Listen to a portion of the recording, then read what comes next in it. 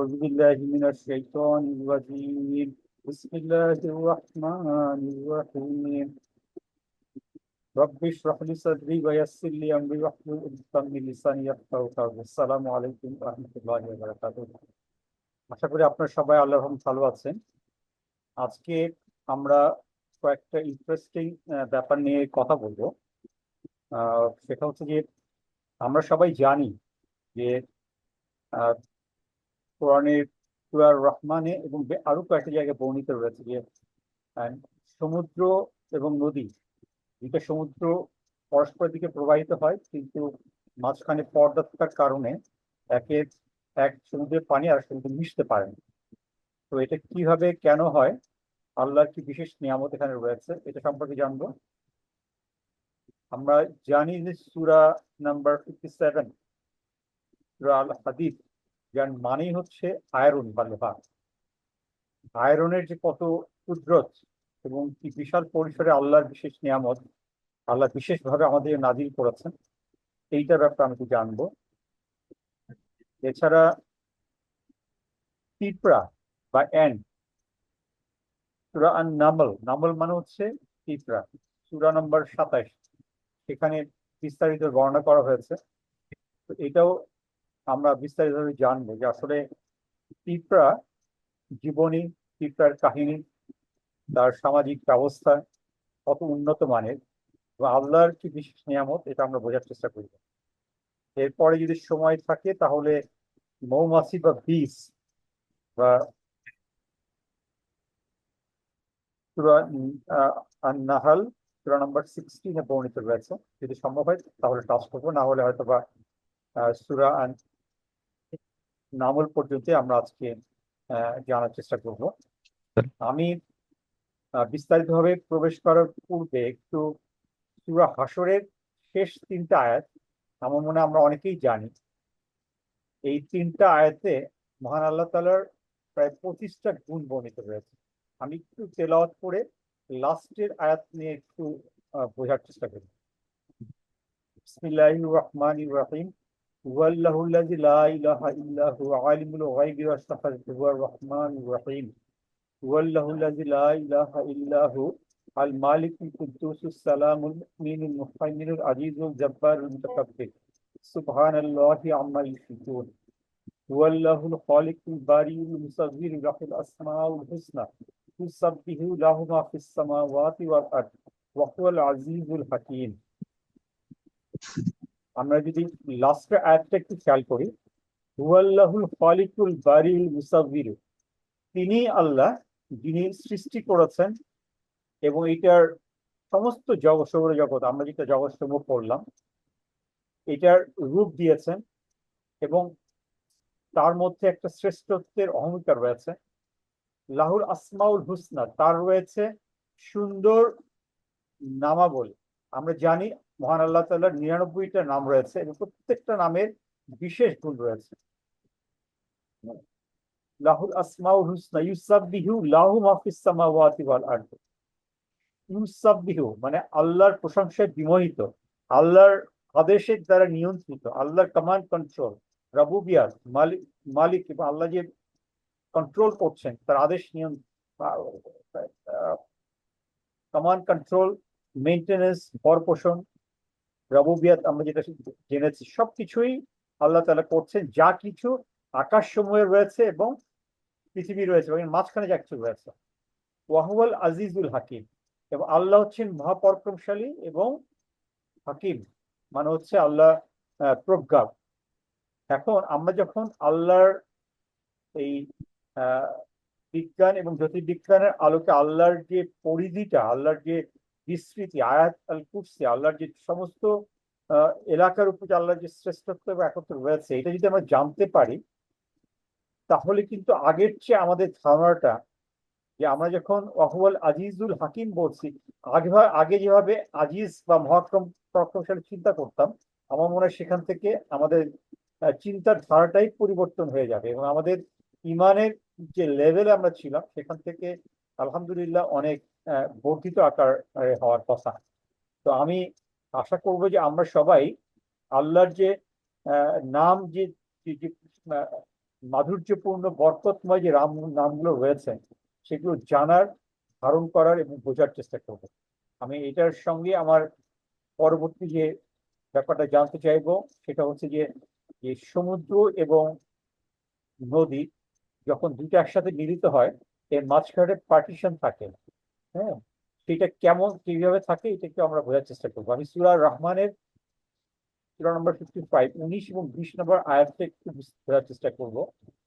মারাজাল বাহরাইনি ইয়ালতাকিয়ান, মারাজা মানে প্রবাহিত করেন, মহান আল্লাহ তাআলা প্রবাহিত করছেন বাহরাইন মানে দুইটা সমুদ্র, ইয়ালতাকিয়ান, তাকিয়া মানে মিলিত হওয়ার জন্য, ইয়ালতাকিয়ান তাদেরকে মিলিত করার জন্য দুইটা সমুদ্রকে প্রবাহিত করছেন।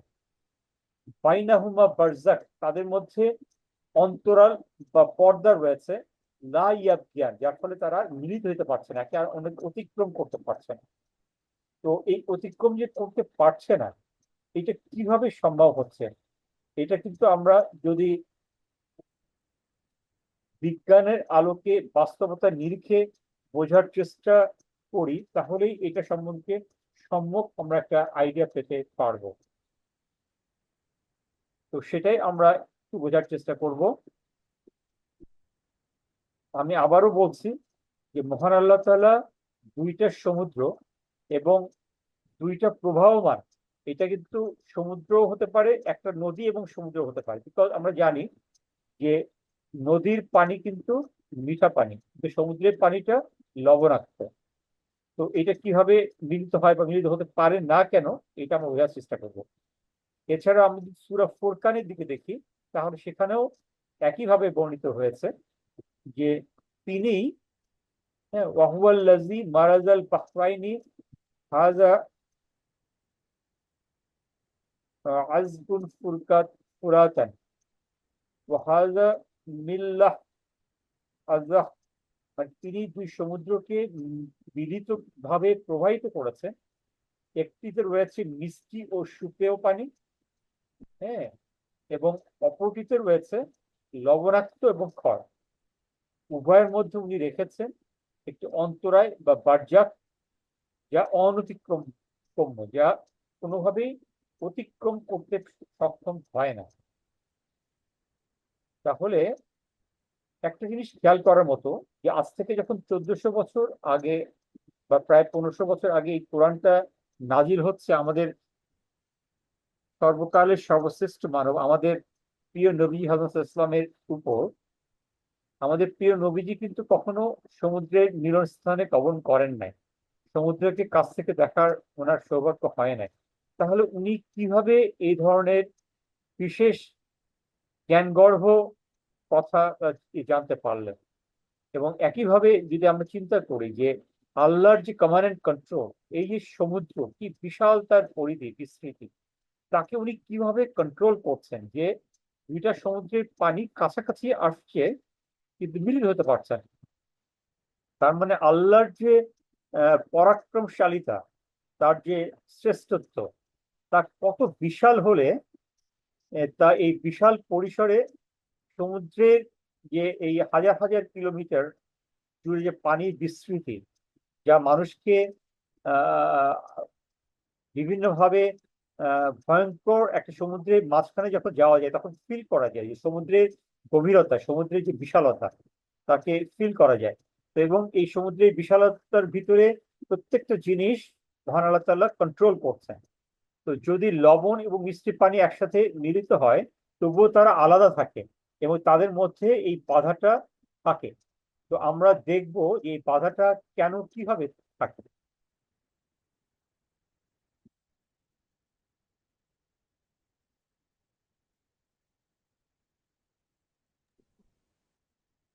আপনারা এই ছবিটা একটু খেয়াল করেন, ছবির বাঁদিকে দেখা যাচ্ছে যে আটলান্টিক ওশেন এবং ডান পাশে মেডিটেরিয়ান সি। ছবিটা কি দেখা যাচ্ছে আর আমার কথা কি শোনা যাচ্ছে? এই যদি বলেন দেখা তো। যাচ্ছে। Thank you very much, so nice. আমরা বাঁদিকে খেয়াল করছি যে আটলান্টিক ওশেন, যেখানে আটলান্টিক ওশেনের যে পানি, সেখানে পানির লবণাক্ততা অনেক কম, এইটা 36.0% চেয়ে কম, যা উপরে দেখতে পাচ্ছি। এবং ডান দিকে যে মেডিটেরিয়ান সি আছে, সেই সমুদ্রের পানির লবণাক্ততা বেশি, 36.5 ডিগ্রি এবং এর চেয়ে অনেক বেশি, যার কারণে মেডিটেরিয়ান সির পানিটা বাঁদিকে চলে নিচের দিকে প্রায় 1000 মিটার ডেপথে গিয়ে আটলান্টিক ওশেনের মধ্যে জিব্রাল্টার সিলের কাছে এটা ভিতরে ঢুকে যাচ্ছে। কিন্তু তখনও যখন প্রায় 100 কিলোমিটার বা তারও অধিক ভিতরে চলে গেছে বাদিকে প্রায় 1000 মিটার ডেপথে, তখনও কিন্তু তার বৈশিষ্ট্যটা মানে মেডিটেরিয়ান সির পানির যে বৈশিষ্ট্য, অতিরিক্ত লবণাক্ততা, উষ্ণতা এবং এটার যে ইন্টেন্সিটি সেটা বেশি থাকা সত্ত্বেও সেই বৈশিষ্ট্য কিন্তু মেনটেন করছে। এবং ডান দিকেও যদি আমরা খেয়াল করি, এটা পানি ভিতরে ঢুকে গেছে এবং অনেক দূর পর্যন্ত এইটা তার বৈশিষ্ট্য মেনটেন করছে। আমি এই আমার লেকচারের শেষে আপনাদেরকে একটা ভিডিও দেখাবো, দেখালে আপনারা আরো ক্লিয়ার হবেন যে আলহামদুলিল্লাহ আল্লাহর যে কি বিশাল সৃষ্টি এবং বিশাল নিয়ামত তা সুন্দরভাবে তাতে বোঝা যাবে। আমরা এখন আরেকটু বোঝার চেষ্টা করবো যে বিজ্ঞানীরা আবিষ্কার করেছেন যে নদীর মোহনা বা উপসাগর, যেখানে মিঠা পানি বা ফ্রেশ ওয়াটার রয়েছে, তা যখন সমুদ্রের সমুদ্রের লবণাক্ত পানির সাথে মিলিত হচ্ছে, তা কিন্তু সম্পূর্ণভাবে মিলতে পারছে না। এবং এখানে এই লবণাক্ততা বা এটার যে ডেন্সিটি, হ্যাঁ, বা উষ্ণতা, সেটার কারণেই এই একটা এখানে এখানে একটা পর্দার সৃষ্টি হচ্ছে। তো এই যে যে স্থানটাতে সল্ট ওয়াটার বা লবণাক্ত পানি এবং মিষ্টি পানি কে আলাদা করছে, এই জোনটা বা এই এরিয়াটাকে বলা হয় পাইনোক্লাইন জোন। আমি আবার বলছি যে জোন বা পর্দাটা দুই দিকের পানিকে আলাদা করছে, সেই জোনটাকে বলা হচ্ছে পাইনোক্লাইন জোন। এখানে দুই দিকের পানির ঘনত্বের কারণে স্তরটা আলাদা এবং তার পানির বৈশিষ্ট্য এখানে মেনটেইন হচ্ছে। এই পার্টিশন বা ব্যারিয়ার এই লবণাক্ততা মিঠা পানির চেয়ে আলাদা, যা মানুষ সাধারণ চোখে দেখতে পায় না। এটা রিসেন্টলি যে ওশনোগ্রাফির যে সায়েন্টিস্ট যারা আছে, ওনারা বিশেষভাবে গবেষণার মাধ্যমে খুবই রিসেন্টলি ব্যাপারটা আবিষ্কার করতে পেরেছেন, যা কিনা বর্ণিত হয়েছে আজ থেকে প্রায় 1500 বছর আগে।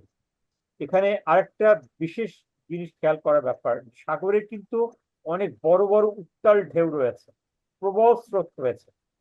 এবং আপনারা অবাক হবেন যে কোরআনে সমুদ্রের মধ্যে অনেক অনেক লেয়ারে, একটার পর একটা লেয়ারে প্রবল স্রোতের ধারণা দেওয়া হয়েছে, যা আগে মানুষ জানতো না। এটা আমি আর একটা ক্লাসে ডিটেইলস কভার করবো। বাট আমি এখানে যেটা বলতে চাচ্ছি যে এই স্রোতটা থাকার পরেও দুই সমুদ্রের পানি বা সমুদ্রের পানির সাথে নদীর পানি, তার মানে হচ্ছে যে লবণাক্ত পানির সাথে মিষ্টি পানি, এইটা হতে পারছে না, বার্জাক তৈরি হচ্ছে এবং এই পাইনোক্লাইন জোনটা এখানে মেনটেন করছে। যদিও এখানে প্রচুর স্রোত হচ্ছে, জোয়ার হচ্ছে, হ্যাঁ, টাইড অ্যান্ড ইয়ে হচ্ছে, বাট এই ব্যারিয়ার কোনোভাবেই নষ্ট করতে পারছে না।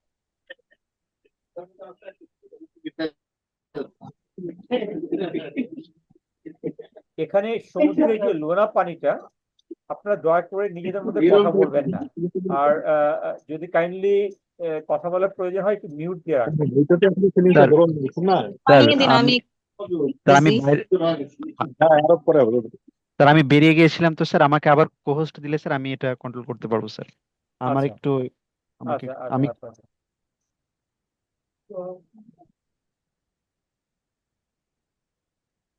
আপনার সার্টিফিকেট আছে ওখানে?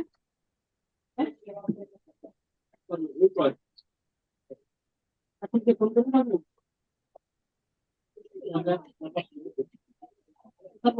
ওকে, স্যার ঠিক আছে স্যার। আমরা সমুদ্রের লোনা পানি জানি এটা একটা পরিষ্কার এজেন্ট, মানে পরিষ্কারক এজেন্ট।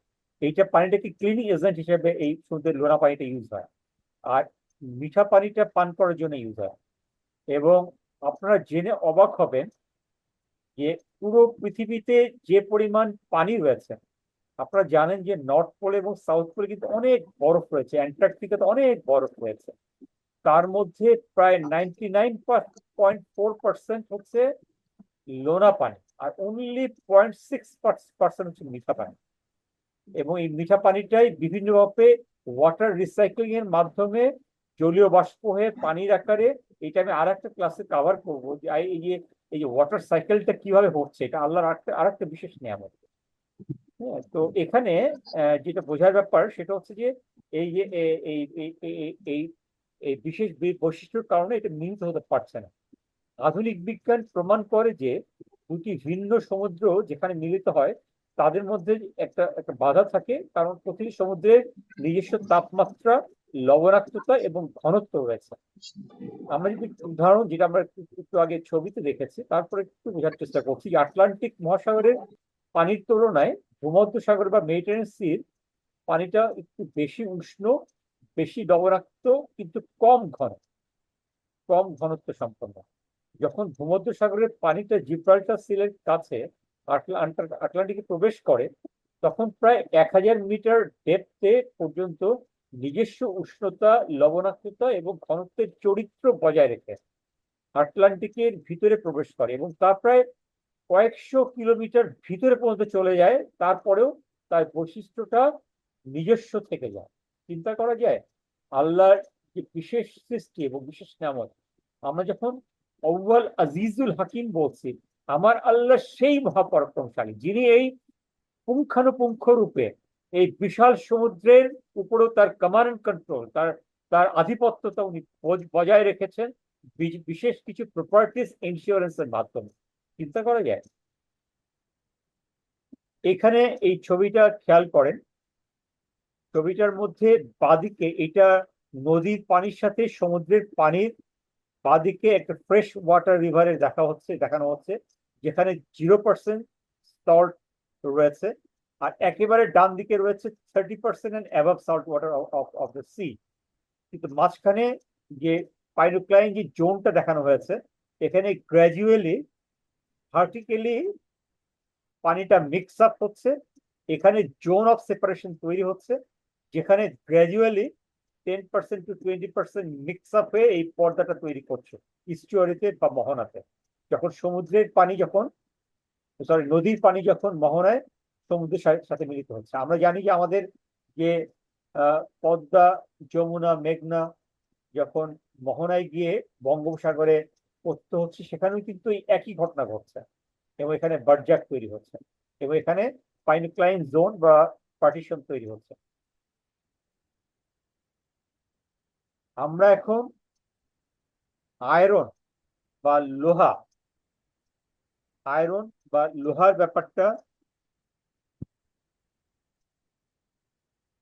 বিস্তারিতভাবে জানার চেষ্টা করব। আমরা জানি যে সূরা নাম্বার 57, যার নাম হচ্ছে সূরা আল হাদিদ, হাদিদ মানেই কিন্তু লোহা।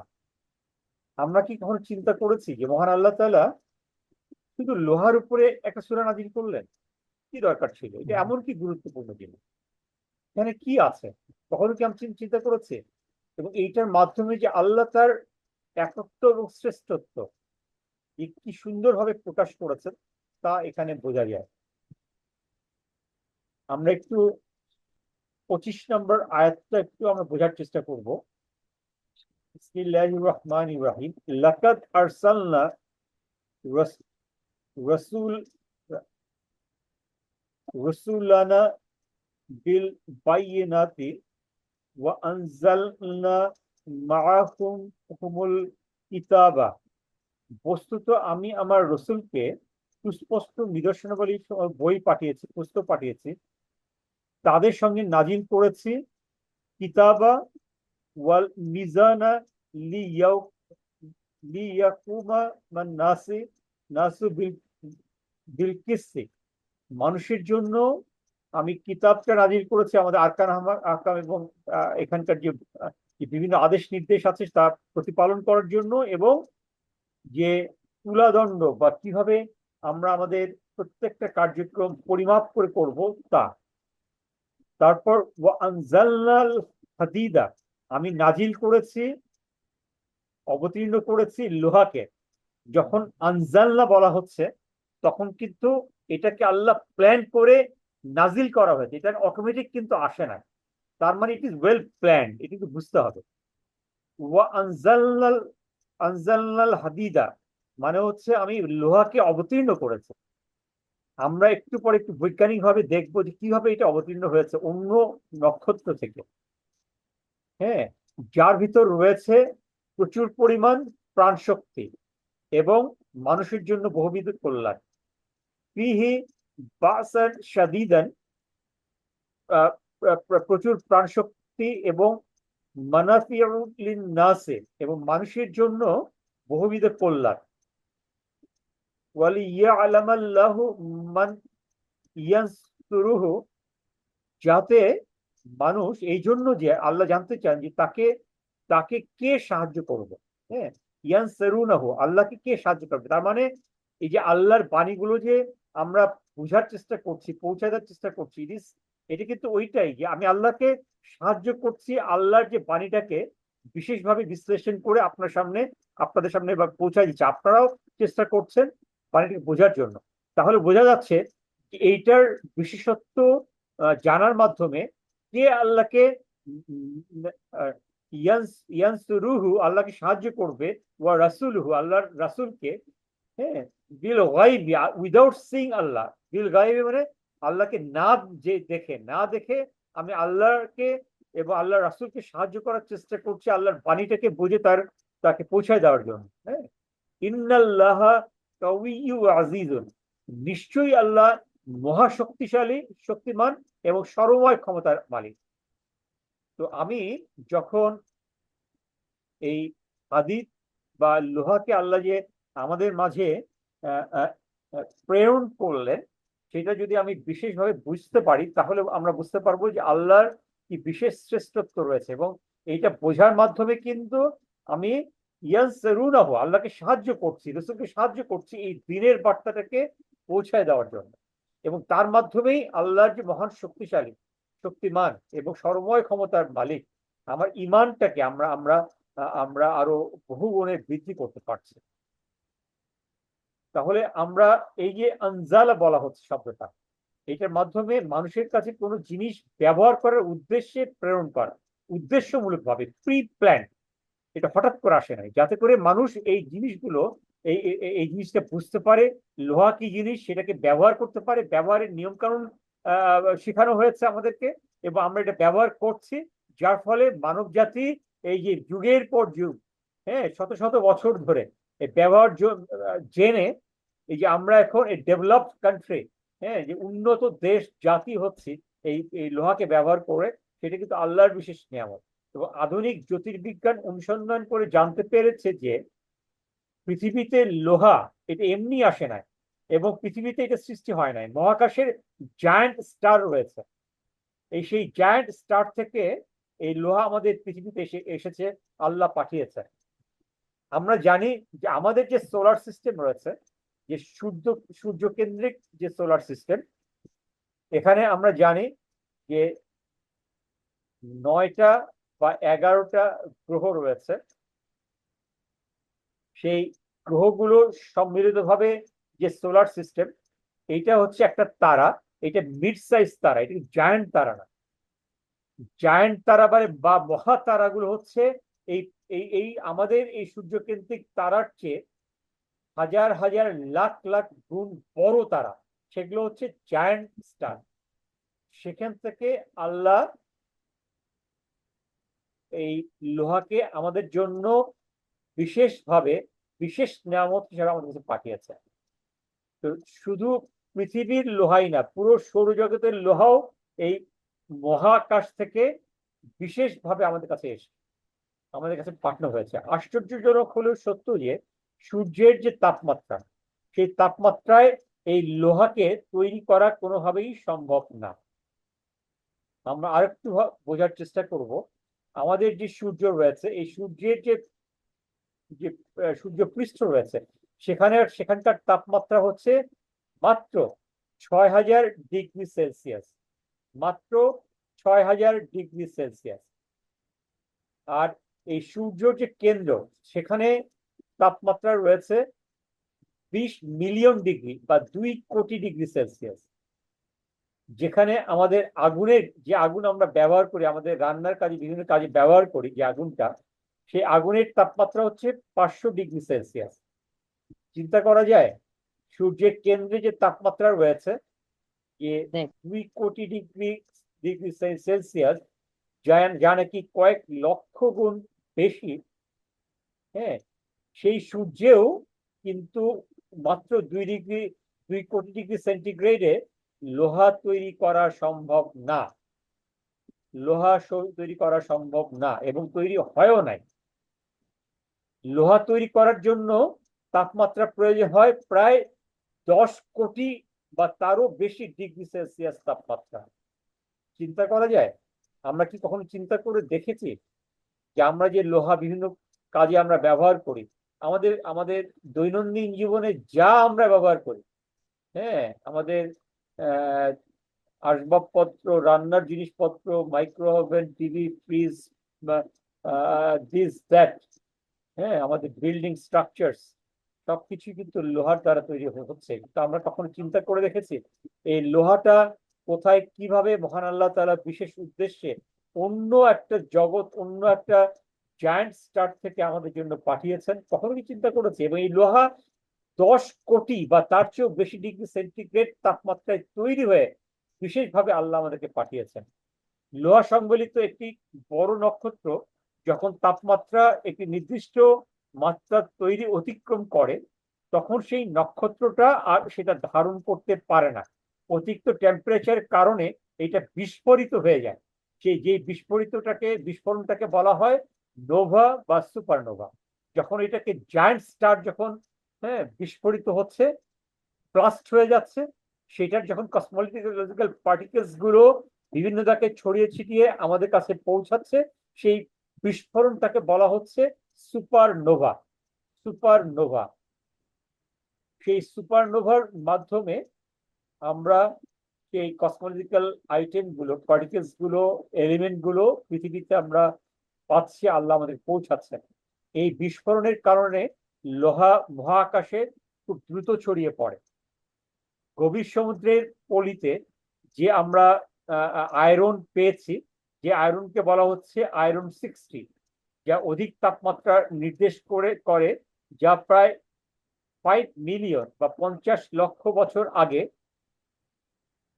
এই সূর্য থেকে 90 আলোকবর্ষ দূরে, 90 আলোকবর্ষ দূরে যে জায়ান্ট তারা রয়েছে, সেই জায়ান্ট তারায় সুপার এক্সপ্লোশন বা বা জায়ান্ট এক্সপ্লোশন বা সুপারনোভার মাধ্যমে সংগঠিত হয়ে, বিস্ফোরিত হয়ে আমাদের কাছে পৌঁছেছে, আল্লাহ পৌঁছিয়েছেন। আমি আবার বলছি, যেই গভীর সমুদ্রে আমরা যে লোহাটাকে ধারণ করছি পৃথিবীতে, যা নাকি আয়রন 60, যা এটা আইসোটোপ, বিশেষভাবে তৈরি লোহা, যা আয়রন 60 সুপারনোভা আইসোটোপ, যার তেজস্ক্রিয়তার মাত্রা, হ্যাঁ, হাফ লাইফ হচ্ছে 1.5 million years half life. Half লাইফটা কি সেটা একটু পরে আমরা জানবো। হ্যাঁ, যে এইটা 1.5 লক্ষ, মানে 1.5 মিলিয়ন, মানে হচ্ছে প্রায় 15 লক্ষ বছর ধরে লোহা যদি একখানে অবস্থান করে, এই আইসোটোপটা, যা অনলি এর অর্ধেক ক্ষতিগ্রস্ত হবে। এর এর তেজস্ক্রিয়তা, এর ধারণ ক্ষমতা, এর এর এর এর বেঁচে থাকার ক্ষমতা, ইনট্যাক্ট থাকার ক্ষমতাটা হচ্ছে প্রায় 15 লক্ষ বছর। একটি তেজস্ক্রিয় আইসোটোপের অর্ধেক ক্ষয় হতে যে সময় লাগে, এই সময়কালকে বলা হয় সেই আইসোটোপের হাফ লাইফ। আমরা জানি যে আমাদের ফিজিক্যাল যে ওয়ার্ল্ড রয়েছে, এখানে বেসিক যে এলিমেন্ট গুলো রয়েছে, এখন পর্যন্ত আমরা জানি যে প্রায় 106টা বেসিক এলিমেন্ট রয়েছে। প্রত্যেকটা এলিমেন্টের হাফ লাইফ রয়েছে, বা তেজস্ক্রিয়তার ধ্রুবক রয়েছে, হাফ লাইফ একটা কনস্ট্যান্ট। সেখানে আমরা লোহার কনস্ট্যান্ট হাফ লাইফটা পাচ্ছি প্রায় 15 লক্ষ বছর। হ্যাঁ, এটি কোনো বাহ্যিক অবস্থা দ্বারা প্রভাবিত হয় না, এটা একটা কনস্ট্যান্ট হাফ লাইফ। এই আইসোটোপের প্রাথমিক পরিমাণের সাথেও এর কোনো সম্পর্কযুক্ত না। এখন আপনারা একটু ছবিটা খেয়াল করেন যে অন্য অন্য তারা থেকে, জায়ান্ট স্টার থেকে সুপার এক্সপ্লোশন বা সুপারনোভার মাধ্যমে লোহা কিভাবে আমাদের পৃথিবীতে এসে পৌঁছেছে বা পৌঁছেছিল, তার এই ধারণাটা এই ছবি থেকে পাওয়া যায়। এখানে হাফ লাইফের একটু ধারণাটা একটু খেয়াল করেন যে হাফ লাইফটা কি। তেজস্ক্রিয়তার মাত্রা যখন লোহাকে আমরা 10 গ্রাম কোথাও রাখছি, সেখান থেকে 5 গ্রামে এই সুপার আইসোটোপটা আস্তে আস্তে কমে গিয়ে এই হাফ ওয়েট কমে হাফ হয়ে যেতে প্রায় 15 লক্ষ বছর লাগে।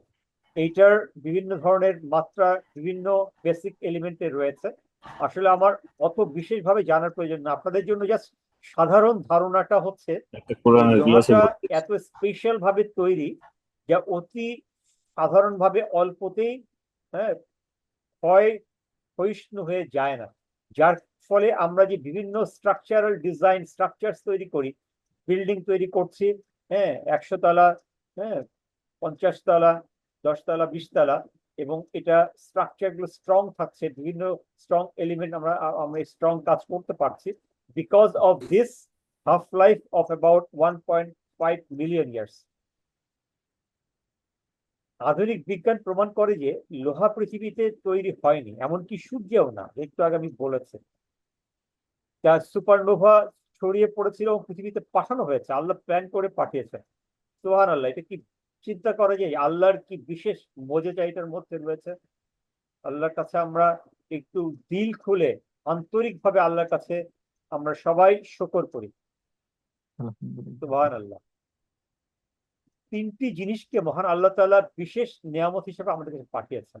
এটা আমরা বিজ্ঞানীরা এবং এবং গবেষণা করে মুসলিম সায়েন্টিস্ট বিজ্ঞানীরা পেয়েছেন যে 3টা বিশেষ নিয়ামত আল্লাহ আমাদের জন্য পাঠিয়েছেন। তার 1 নম্বরটা হচ্ছে আমরা জানি পবিত্র কোরআন, যা ভালো কাজের আদেশ দেয় এবং অসৎ কাজের নির্দেশ করে। ইন হুয়া ইল্লা যিকরুল লিল আলামিন, নিশ্চয়ই ইয়া উপদেশ সমূহ আমার সৃষ্টি জগতের জন্য, আমার আমার আমার মনুষ্য জগতের জন্য, আমাদের সৃষ্টি জগতের জন্য। এটা হলো প্রথম নিয়ামত, ইন হুয়া ইল্লা যিকরুল লিল আলামিন। দ্বিতীয় নিয়ামতটা হচ্ছে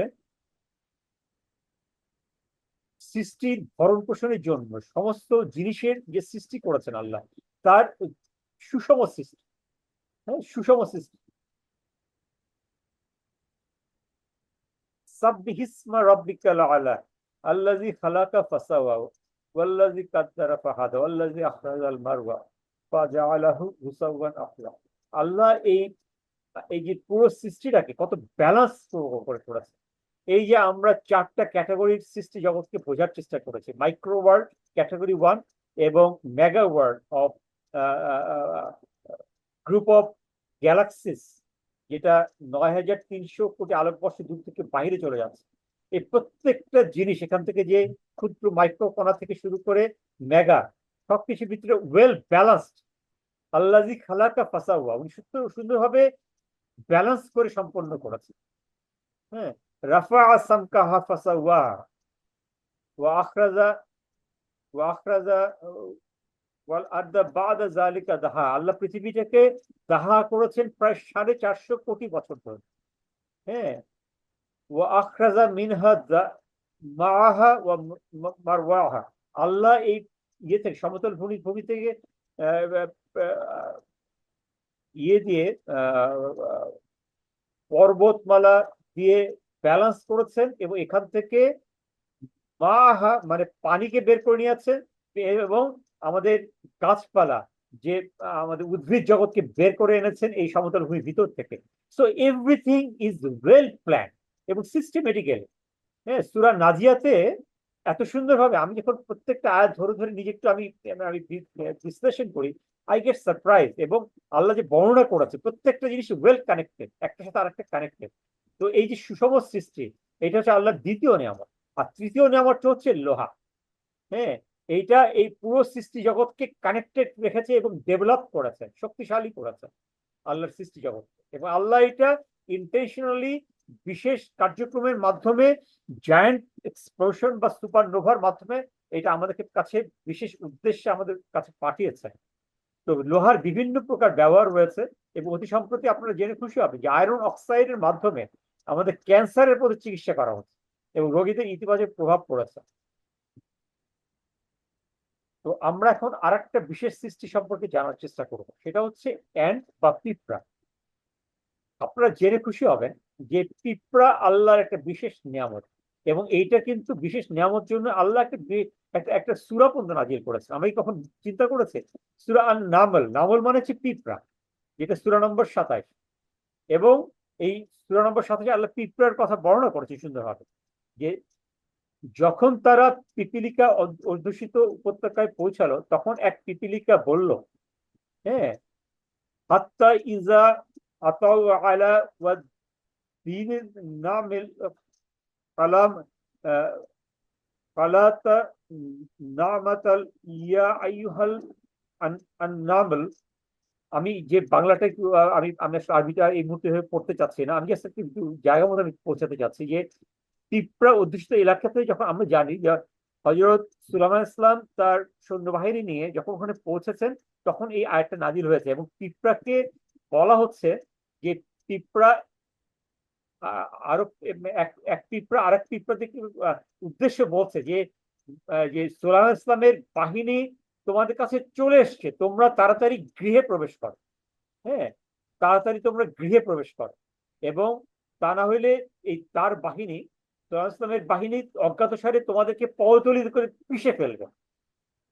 এখন কথা হচ্ছে যে এই এই এই আমরা আয়াতটা যখন আজ থেকে 50 বছর আগে বা 60 বছর আগে যখন আমরা তেলাওয়াত করেছি, আমরা যখন শানে নজরুলটা বোঝার চেষ্টা করেছি, তখন কিন্তু আমি এখন যে সামনের দিকে যে কথাগুলো বলবো সেগুলো কিন্তু তারা জানতেন না।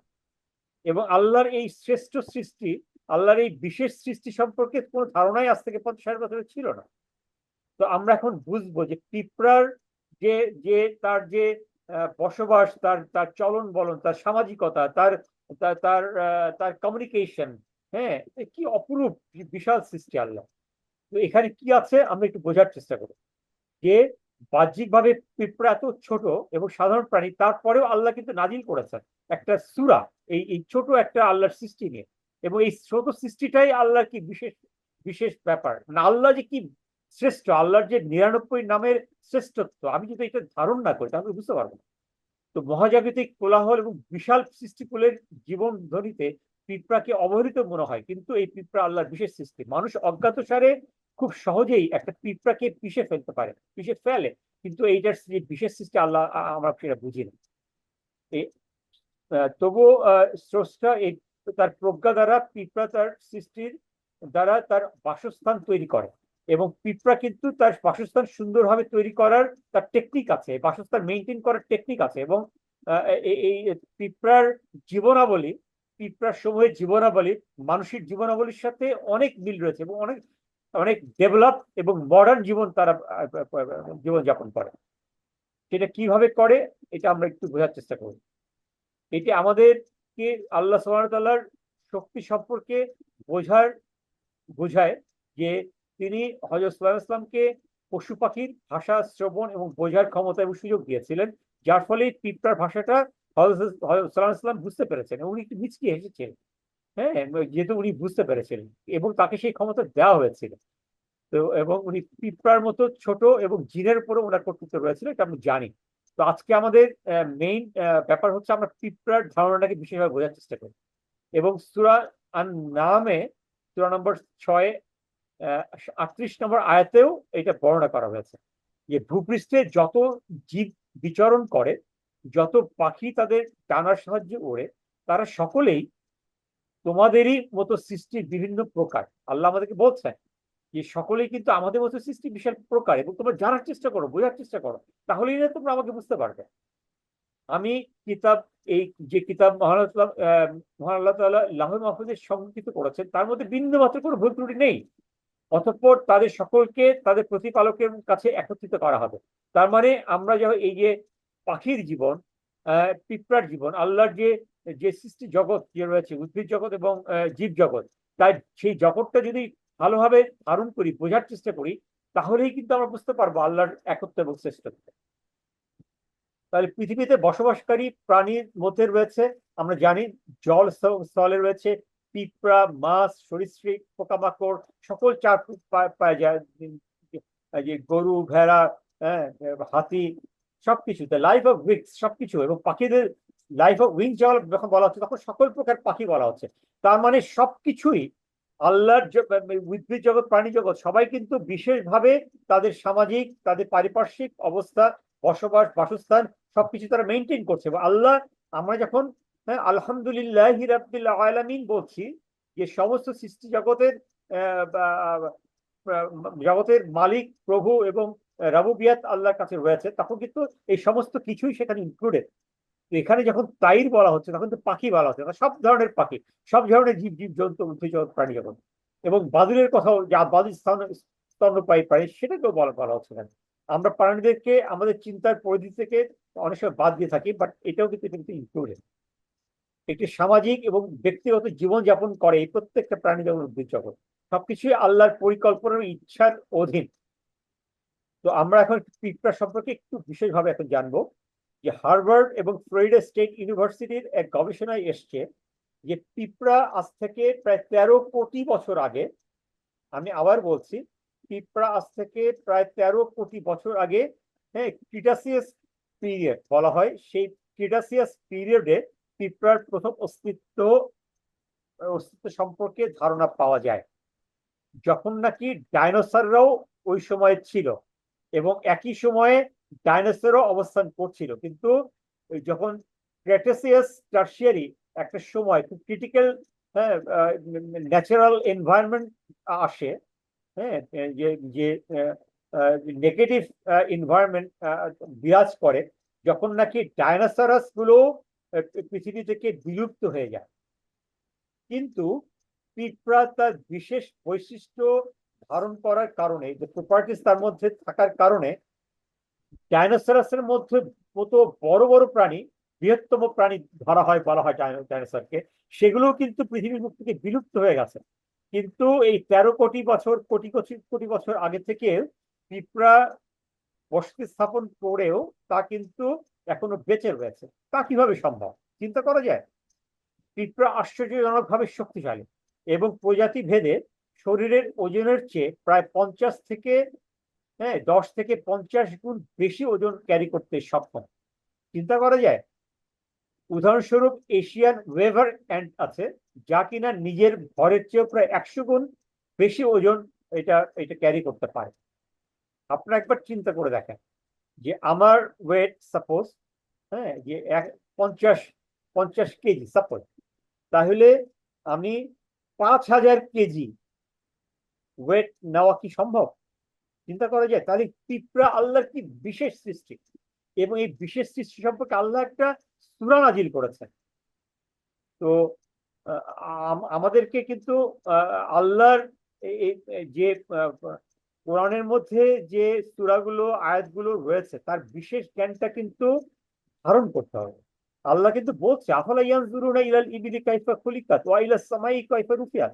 আমি যে তোমাদের জন্য যে আমি উটকে তৈরি করেছি, আমি পিঁপড়াকে তৈরি করেছি, আমি আমি তোমাদের জন্য সুন্দর শাখার ব্যবস্থা করেছি, তোমরা কি আমার সৃষ্টিগুলোকে জানবে না?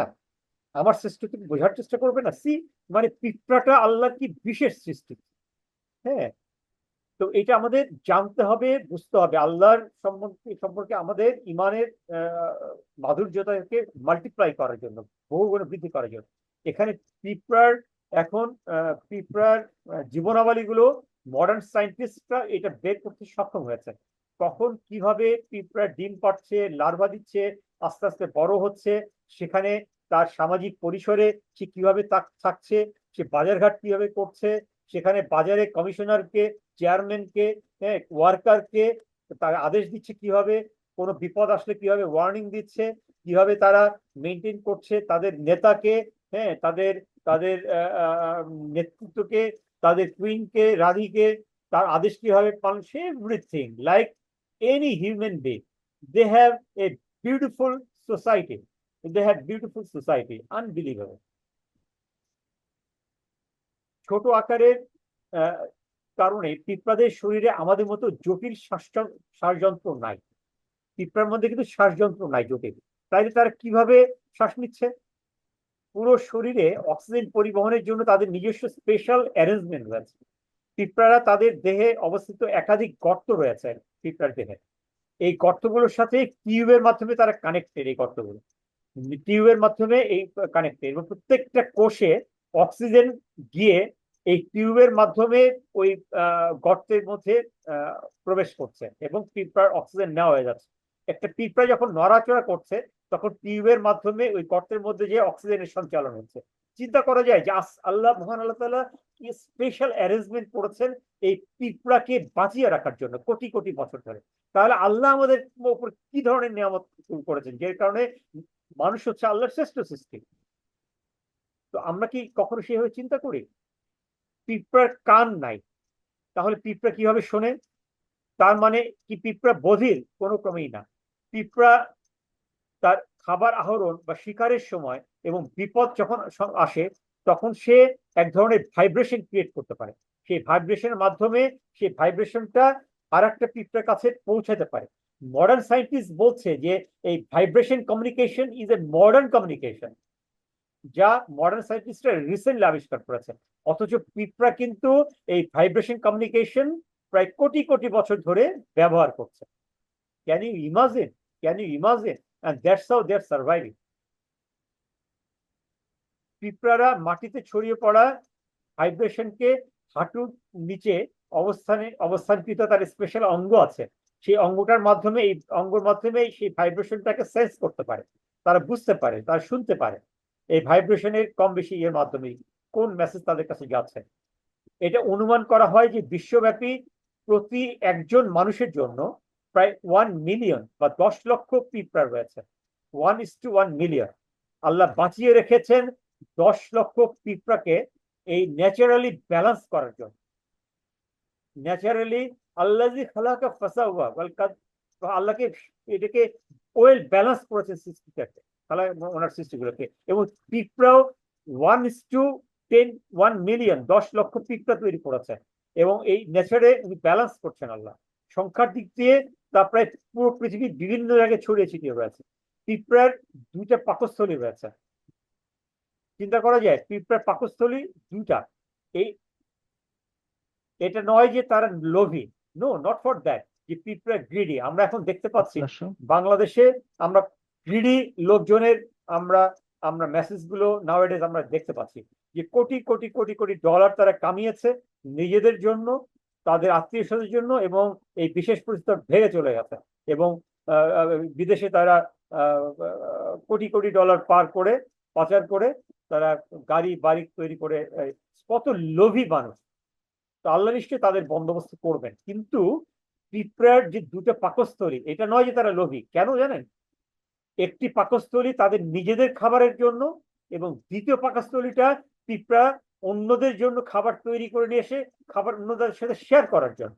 সুবহানাল্লাহ! চিন্তা করা যায়? একটু সবাই মনে মনে সুবহানাল্লাহ বলেন, আল্লাহর কাছে কোটি কোটি শুকর করেন যে আল্লাহ আমাদেরকে পিঁপড়ার জন্যই এত নিয়ামত, তাহলে আমাদের মানুষের জন্য আল্লাহ আল্লাহ কত নিয়ামত সৃষ্টি করেছে। এবং এই প্রক্রিয়াটাকে বলা হচ্ছে প্রোফাইল্যাক্সিস। প্রোফাইল্যাক্সিস যে নামে পরিচিত এই প্রক্রিয়াটা, একটি পিঁপড়ার কলোনিতে অত্যন্ত দক্ষতার সাথে ওখানে কাজ করে এবং ওয়ার্কার্স পিঁপড়ারা এই কলোনিতে থেকে যায়। তারা ওই তাদের বাসা বাড়িটাকে, বাসস্থানকে মেনটেন করে, তাদের অসুস্থ হয়ে গেলে তাদেরকে খাবার দেয়, হসপিটালে সেবা শুশ্রূষা করে, তাদের রানী পিঁপড়াকে টেক কেয়ার করে এবং তারা খাবার সংগ্রহ করতে পারে না। যার ফলে যে এই লাখ লাখ হাজার হাজার পিঁপড়া যখন বাইরে খাবার সংগ্রহ করতে যায় তারা একটা ওয়ার্নিং পায়। ওয়ার্নিং এর মাধ্যমে তারা জানতে পারে কোথায় খাবার আছে, কোথায় খাবারের সংগ্রহ আছে। সেই ওয়ার্নিং করা ওই জায়গায় গিয়ে তারা খাবার কালেকশন করে নিয়ে আসে, একটাতে নিজের জন্য আর একটাতে অন্যের জন্য নিয়ে এসে তারা ওই ওয়ার্কার পিঁপড়াকে খাবার সাপ্লাই দেয়, রানী পিঁপড়াকে যে কলোনিতে থেকে যায় তার জন্য খাবার সাপ্লাই করে। চিন্তা করা যায়, আনবিলিভেবল।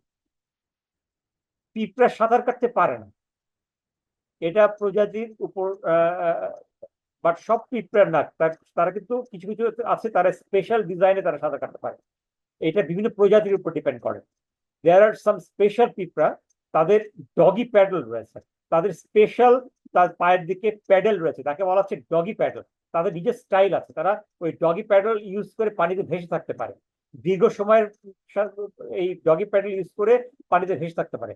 পিঁপড়ারা অত্যন্ত সহ্যশীল প্রাণী, তারা শুধু দীর্ঘ সময়ের জন্য পানির নিচে তাদের শ্বাস আটকে রাখতে পারে তাই নয়, তারা বন্যার সময় বাঁচতে তারা লাইফ বোটও তৈরি করতে পারে, এবং লাইফ বোট তৈরি করে ভেসে থাকতে, পানির নিচে শ্বাস নিতে এবং সক্ষম।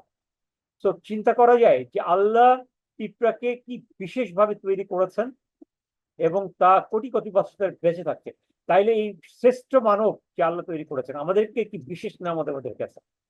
পিঁপড়াদের একটি সামাজিক জীবন রয়েছে, তারা কলোনিতে বসবাস করে এবং তাদের মধ্যে শ্রমের একটি নিখুঁত বিভাজন রয়েছে, এবং they have a class system, কে কি কোন কাজ করবে। তাদের তাদের মধ্যে নেতা রয়েছে, হ্যাঁ, কমিশনার রয়েছে, নেতা রয়েছে, তাদের বাজারঘাট রয়েছে, কে কি কাজ করবে, well distribution, well societal system, state government যেভাবে করে, হ্যাঁ, সেইভাবে তাদের সব কার্যক্রম রয়েছে। তারা মানুষের চেয়ে অনেক গুণ মহৎ, আত্মত্যাগে সক্ষম, মহান আত্মত্যাগ। ওয়াশিংটনের কার্নেগি ইনস্টিটিউটের প্রেসিডেন্ট ডক্টর কার্লাইল পি হাস্কিন্স, উনি প্রায় 60 বছর এই পিঁপড়ার উপর গবেষণা করেছেন, এবং এই গবেষণা অধ্যয়নের পরে উনি বই লিখেছেন। উনি বলছেন যে পিঁপড়ার সামাজিক আচরণ যে কতটা পরিশীলিত তা আমি যখন ভাবি এটি চিন্তাই করা যায় না, এটা আশ্চর্যজনক।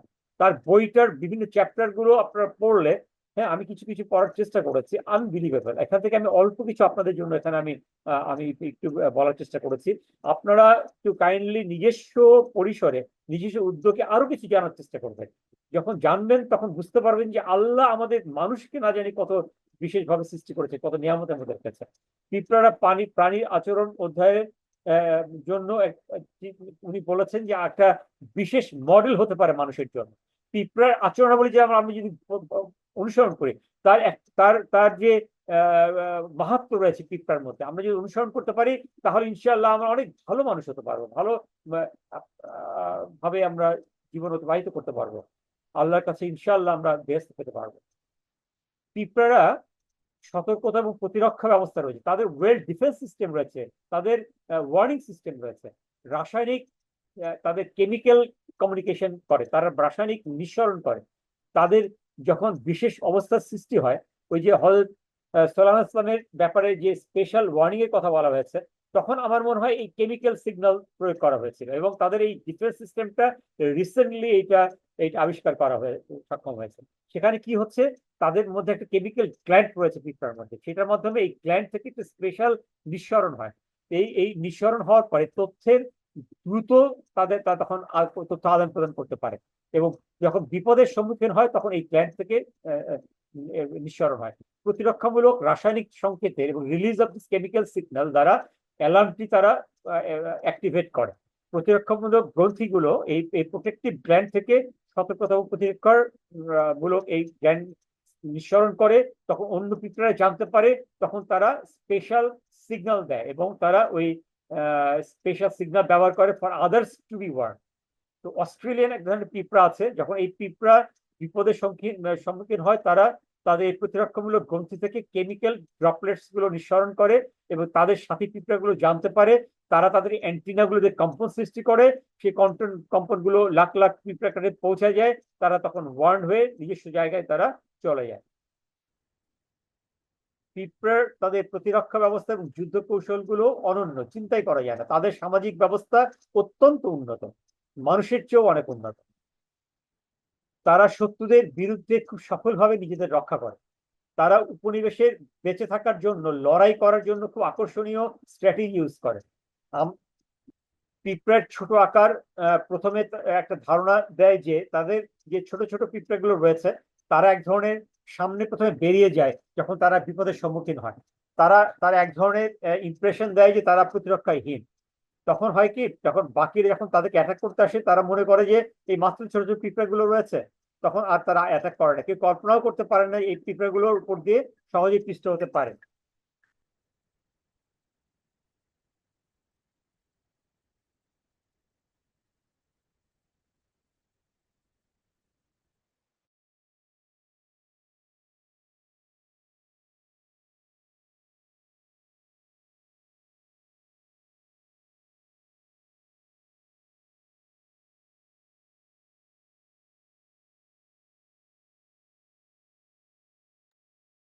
রাইট, আমি যেটা বলছিলাম, তো তারা শত্রুদের বিরুদ্ধে সফলভাবে নিজেদের রক্ষা করে এবং তারা উপনিবেশে বেঁচে থাকার জন্য তার capable.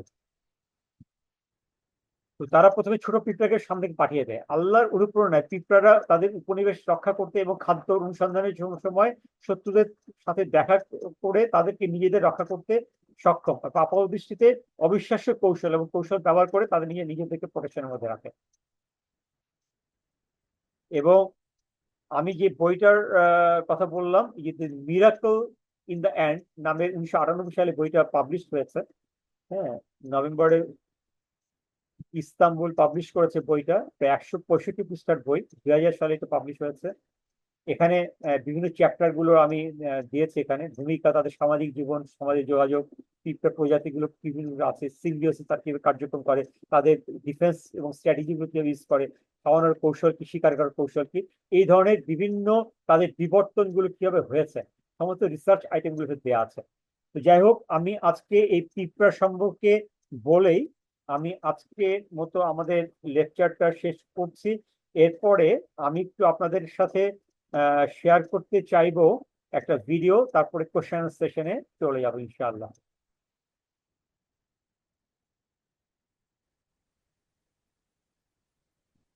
Of the Earth's surface meet at the southernmost tip of South America called Cape Horn. According to topographers, the line that marks the border between the Atlantic and the Pacific Ocean runs straight between Cape Horn and Antarctica. In this region, আমি আবার পিছন থেকে দিলাম, সবাই খেয়াল করেন, খুব interesting. many scientists say that we know more about outer space than the depths of our oceans. While we've given our planet's oceans separate names, in reality, there's no border between them, and currents continue. In reality দুইটা সমুদ্রের মধ্যে কিন্তু border নাই, কিন্তু সেটা কিভাবে পার্থক্য সৃষ্টি করছে সেটা আমরা বুঝতে পারবো। Continually flow between them and mix their waters. The Atlantic and Pacific Oceans are the two largest seas on the planet, covering half of the Earth's surface, meet at the southernmost tip of South America called Cape Horn. এখানে প্রথমে Atlantic C এবং Pacific ওশনের ব্যাপারটা বোঝানোর চেষ্টা করা হচ্ছে, হ্যাঁ, তারপরে গিয়ে নর্দার্ন সাইডের ব্যাপারটা কি হচ্ছে সেটা জানা। According to topographers, the line that marks the border between the Atlantic and the Pacific Ocean runs straight between Cape Horn and Antarctica. In this region, a strong current carries water from west to east, sweeping water from the Pacific into the Atlantic. On the other side of the planet, the Gulf of Alaska, an arm of the Pacific Ocean, holds a spectacular view which seems to be the confluence of two oceans, whereas it is actually the glacial meltwater meeting the offshore waters. The color variations found here draw a clear line between these two oceans. The heavier clay materials with iron and sediments at that harbor at the Gulf make the waters at Gulf appear darker than the glacial meltwaters. The reason for this strange phenomenon is due to the differences in water density, the salinity, and temperatures of both these oceans keep their waters demarked and separated. This phenomenon is called water stratification. The nutrients present don't mix, and the photosynthesis process for the plankton present in oceans is limited. Hence the concentration of planktons present also.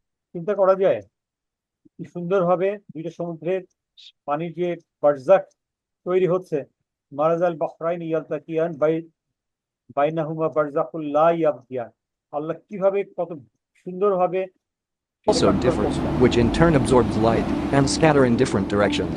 The mixing boundary is, of course, a curve, but on the surface, it seems like a zigzag line or like a boundary.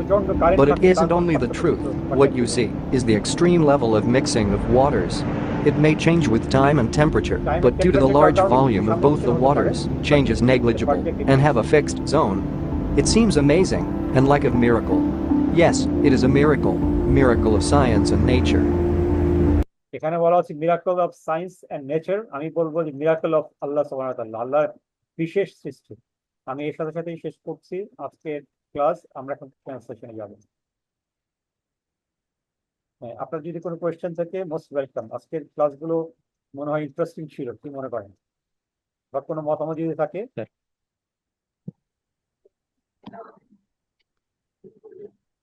বা কারোর যদি question. অন্যান্য দিনের থেকে আজকে বুঝতে অনেক সহজ হয়েছে। সাদিয়া আপা, থ্যাংক ইউ ভেরি মাচ। আপনারা একটু কথা বললে আমি বুঝতে পারি যে আপনারা বুঝতে পারছেন। আমি আসলে বুঝি না যে কতটুকু বুঝতে পারছেন বা পারছেন না। একটু আপনারা মাঝে মধ্যে কথা বললে, কারণ আপনাদের দেখতেও পাই না, কথাও শুনতে পাই না। যদি আপনাদের কোথাও যদি বোঝার ইয়ে হয়, আমি চেষ্টা করছি যতটুকু সম্ভব ইজি করে, হালকাভাবে। এবং আমাকে আমার স্টুডেন্ট আমার ক্যাডেট ক্যাপ্টেন তাসনিম, ও আমাকে হেল্প করছে। ও বাংলা করেছে সাইটগুলো, যার ফলে আপনাদের জন্য বুঝতে সুবিধা হচ্ছে, আমারও বলতে সুবিধা হচ্ছে। আলহামদুলিল্লাহ, সবাই মিলে আমরা চেষ্টা করছি। Thank you very much. আলহামদুলিল্লাহ, খুব ভালো লাগলো শুনে। আর কেউ কিছু বলতে চান? আসসালামু আলাইকুম ভাই। খালেদা আপা, জি আসসালামু আলাইকুম। ওয়ালাইকুম আসসালাম। জি ভাই, আসলে আপনার আপনার এই ভিডিওটা আমি খুব কনসেন্ট্রেশন দিয়ে শুনছিলাম।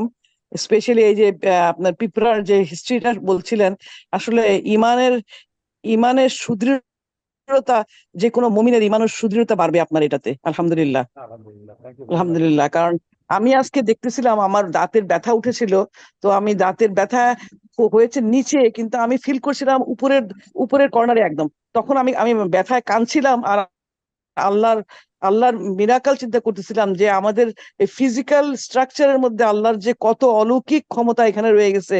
এখানে নিচে ব্যথা, অথচ এটা কানেকশনটা আমি বারবার ওই আসিফ ভাই ডক্টরকে বলছিলাম যে আমার এখানে ব্যথা। উনি সব বলছেন না, আপনার হেলদি দাঁত, কিন্তু যেখানে নিচের দাঁতটাতে এটা হয়েছে। তো এটাতে আমার আমার আমি মানে আমি আমি সাধারণত একটু এগুলো নিয়ে চিন্তা ভাবনা করার চেষ্টা করি। তো আমি আপনার এটা দেখে আমার কাছে খুব ভালো লাগলো। আমি খুব কনসেন্ট্রেশন দিয়ে শুনছিলাম। আল্লাহ আমার যে ইমানের সুদৃঢ়তা যেন বাড়ে, এবং এটার উত্তম জাযা প্রতিদান যেন আল্লাহ আপনাকে দান করেন। থ্যাংক ইউ ভেরি আমার মাচ। অন্তর থেকে অনেক দোয়া থাকলো। খালেদা আপা, থ্যাংক ইউ ভেরি মাচ। জাযাকাল্লাহ। জি, আসসালামু আলাইকুম ওয়া রাহমাতুল্লাহ। একটা জিনিস এখানে আমি একটু বলতে চাই, আপনি যেটা বললেন খুব ভালো লাগলো। আসলে হয় কি, এই যে সূরা জুমার দ্বিতীয় আয়াতটা একটু আপনি বলতে চাই। জি জি। ওয়াল্লাযী বাআসা ফিল উম্মিনা রাসূলাম মিনহুম ইয়াতলু আলাইহিম আয়াতিহি আয়াতিহি ওয়া ওয়া ইউযাক্কিহিম ইউযাক্কিহিম ওয়া ইউআল্লিমুহুল কিতাবা ওয়াল হিকমাতা। ওয়াল আল্লাহ হিকমা। জি জি রাসূল ইসলামকে আমাদের জন্য পাঠিয়েছেন 4টা মিশন। জি জি হ্যাঁ, জি জি প্রথমটা হচ্ছে জি ইয়াতলু আলাইহিম আয়াতিহি। তো জি জি আল্লাহ জি কোরআনটা আমাদের সামনে পড়ে শোনাবেন। হ্যাঁ, জি জি। পড়াটা হচ্ছে নাম্বার ওয়ান। আমরা শুধু লেয়ার ওয়ানটা নিয়ে থাকি, কিন্তু রাইট আমরা লেয়ার রাইট। 2, লেয়ার 3, লেয়ার 4 যে আমরা অ্যাডভান্স রিসার্চ করে বালাগা স্পেশাল বোঝার চেষ্টাটা আমরা সেকেন্ড, থার্ড, ফোর্থ লেয়ার কখনোই যাই না। আমার এই জি জি উদ্যোগটা জি। বেসিক্যালি আপনাদের দোয়ায় আমি সেকেন্ড, থার্ড, ফোর্থ লেয়ারটা নিয়ে কাজ করার চেষ্টা করছি মাত্র। দোয়া করবেন যেন। আলহামদুলিল্লাহ, আল্লাহ আপনাকে উত্তম উত্তম জাযা দেন, এবং আল্লাহ আপনার জ্ঞানের সীমা পরিসীমা অনেক বৃদ্ধি করে দেন। কারণ থ্যাংক ইউ আমি ভেরি নিজেও বালাগার উপরে কোর্স করেছি বলে আপনার এগুলো খুব মজা পাচ্ছি আমি। মাচ। কিন্তু আপনার সবসময় আমি রেগুলার থাকতে পারি না, আমার যেহেতু ক্লাস থাকে বাইরে, এই জন্য সবসময় থাকতে পারি না আমি। আপা, আপনাকে কিন্তু আমি আমি একটা আপনার রিকোয়েস্ট, ভিডিও দেখি। Thank you very much. আপনাকে রিকোয়েস্ট করবো, আপনি আরো 10 জনকে দাওয়াত দিয়ে যদি শরীক করতে পারেন আমাদের সঙ্গে। আমি দাওয়াত দিয়েছি অলরেডি, আপনার লিঙ্ক কয়েক জায়গায় আমি পাঠিয়েছি সো নাইস, সো নাইস পাঠিয়েছি। আপা, খুব ভালো লাগলো। Thank you. জি জি আসসালামু জি জি। আলাইকুম। আমিও আর্মি ফ্যামিলিরই একজন। Oh so ah, nice, so nice, আপনাদের সো নাইস। থ্যাংক ইউ, দোয়াতে স্মরণ রাখবেন। So ji, nice. Thank you আসসালামু ভেরি মাচ। আলাইকুম ওয়া রাহমাতুল্লাহ। আর কেউ কিছু বলতে চান? আচ্ছা, প্লিজ ফর্মালি কথা আসসালামু বলেন। আলাইকুম রহমতুল্লাহ বারাকাতুহু। ওয়ালাইকুম আসসালামু আলাইকুম আসসালাম ওয়া রহমতুল্লাহ রাহমাতুল্লাহি ওয়া বারাকাতুহু। বারাকাতুহু। ইঞ্জিনিয়ার জি আব্দুল ভাই, ভাই, জি থ্যাংক মোহাম্মদ আব্দুল মালেক। আব্দুল মালিক ভাই, জি জি please. Engineer Mohammad Abdul Malek, please. জি আব্দুল আমি মালিক বলতে ভাই। চাচ্ছিলাম যে আমাদের দেশেও আমি লক্ষ্য করেছিলাম একবার, আমি ওই আরিচার থেকে নগরবাড়ি যাচ্ছিলাম। ওই সময় ওই আরিচার পরে পরেই দেখছিলাম ওই পদ্মার পানি এবং যমুনার পানি দুইটা যখন একত্রে মিলিত ধারা প্রবাহিত হচ্ছিল চাঁদপুরের দিকে, তখন ওই সময়টা একটা একটা ব্যারিয়ার সৃষ্টি হচ্ছিল। পদ্মার পানিটা ছিল খুব মানে ইয়ে, আপনার কি বলো, একটা পানি ছিল খুব মানে পরিষ্কার, আরেকটা পানি জি ছিল জি ঘোলা, জি জি জি জি। এবং দুইটা পানি একত্রিত হয়ে যাচ্ছিল এবং দুইটাকে কমপ্লিট একটা সেপারেটেড একটা মানে কি বলবো ওই ব্যারিয়ার সৃষ্টি করে রাখছিল। যে ওই জিনিসটা আমি তখনই আমি ফিল করছিলাম যে আল্লাহর কোরআনের মধ্যে যে ভাষাটা ব্যবহার করেছেন আল্লাহ তাআলা, সেটা একটা প্রমাণ। ওই আমাদের এই নদীগুলো দেখলেও বোঝা যায়, আমাদের পদ্মা এবং যমুনার পানি আলাদা ভাবে thank you very much, thank you very মিলিত হয়ে যাচ্ছিল, তখন তারটার সাথে মিলতেছিল না, অনেকক্ষণ যাবত এই ব্যারিয়ারটা তৈরি করা ছিল দেখছি। পরে আস্তে আস্তে হয়তো কানপুরের দিকে হয়তো গিয়ে একত্রিত হয়ে মিলে গেছে। Thank you very much. তো এটা ওই কনসেন্ট্রেশন অফ, আপনি বলতেছেন যে কনসেন্ট্রেশন অফ ওয়াটারের ওই আপনার এখানে অবশ্য ওই যে আপনার কি বলবো মাটি বা ওই যে মানে ছিল পিওর পানি, আর একটা ছিল মানে ইয়ের পানি, মানে কি বলবো এলুভিয়াল সয়েলের পানি, যার জন্য নাকি দুইটা ধারা একত্রিত আলাদাভাবে মিলিত ধারা কানপুর পর্যন্ত হয়তো যায়, ওখানে যে হয়তো মিলছে, কিন্তু এখানে একটা ব্যারিয়ার সৃষ্টি করেছিল। এটা আল্লাহ কুদরতটা কাজ পেয়েছে আর কি। Thank you very much. ঠিক আছে, সবাইকে অসংখ্য ধন্যবাদ। হ্যাঁ, সবাই ভালো থাকবেন, আমার জন্য দোয়া করবেন। আসসালামু আলাইকুম ওয়া জাযাকাল্লাহ রাহমাতুল্লাহি ওয়া বারাকাতুহু। জাযাকাল্লাহ খাইর। আসসালামু আলাইকুম।